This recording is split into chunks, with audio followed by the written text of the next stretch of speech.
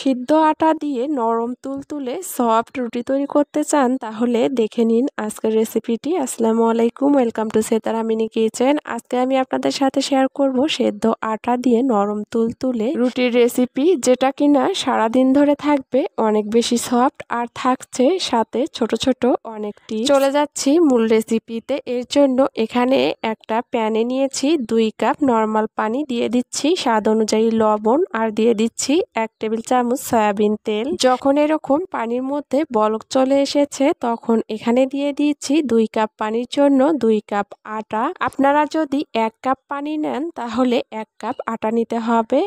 আপনারা যতটুকু পরিমাণে পানি নেবেন ততটুকু পরিমাণে আটা নিলেই এই ডোটা পারফেক্ট ভাবে তৈরি হবে। আটা দেওয়ার পরে চুলার তাপটা লো হিটে করে দিয়ে এই ডোটা খুব ভালো করে মিশিয়ে নিতে হবে। আর দেখতেই পাচ্ছেন ডোটা কিন্তু পারফেক্ট ভাবে তৈরি হয়েছে।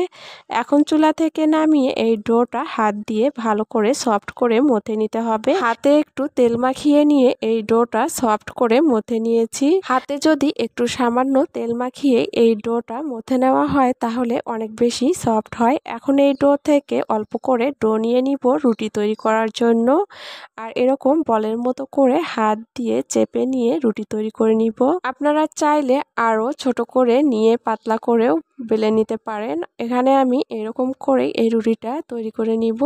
আর তৈরি করার পরে আপনাদের সাথে শেয়ার করছি রুটির ফিটনেসটা। দেখতেই পাচ্ছেন খুব বেশি ভারী আবার খুব বেশি পাতলা করে তৈরি করে নিই। সবগুলো রুটি একইভাবে তৈরি করে নিয়েছি। এখন চলে যাচ্ছি ভাজতে। এর জন্য চুলার উপরে একটা তাওয়া বসিয়ে দিয়ে চুলার তাপটা মিডিয়াম হিটে রেখে তাওয়াটা গরম করে নেওয়ার পরে একটা রুটি দিয়ে দিব। 2 পাশ থেকেই একটু সেঁকে নেওয়ার পরে দেখতে পারবেন যে আস্তে আস্তে এই রুটিটা ফুলে ডাবল হয়ে যাবে। আপনারা যদি এরকম ছোট ছোট টিপসগুলো ফলো করে এই সিদ্ধ আটার রুটিগুলো তৈরি করেন তাহলে আপনাদের রুটিগুলো হবে এরকম অনেক বেশি ফুলকো আর সফট। রুটিটা 2 পাশ থেকেই ভেজে নেওয়ার পরে এখন উঠিয়ে নিব। এরপরে আরো একটা রুটি ভেজে আপনাদের সাথে শেয়ার করছি। আর দেখতেই পাচ্ছেন এই রুটিটাও কিন্তু অনেক বেশি ফুলকো হয়েছে।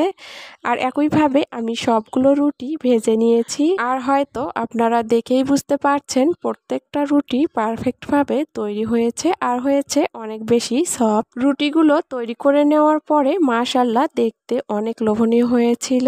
একটা রুটি ছিঁড়ে আপনাদের সাথে শেয়ার করছি রুটির ভিতরটা দেখতে ঠিক কেমন হয়েছে। এরকম নতুন আর সহজ রেসিপি পেতে আমার চ্যানেলটি সাবস্ক্রাইব করবেন আর বেল বাটনটি অন করে রাখবেন আমার পরবর্তী ভিডিওর নোটিফিকেশন সবার আগে পাওয়ার জন্য।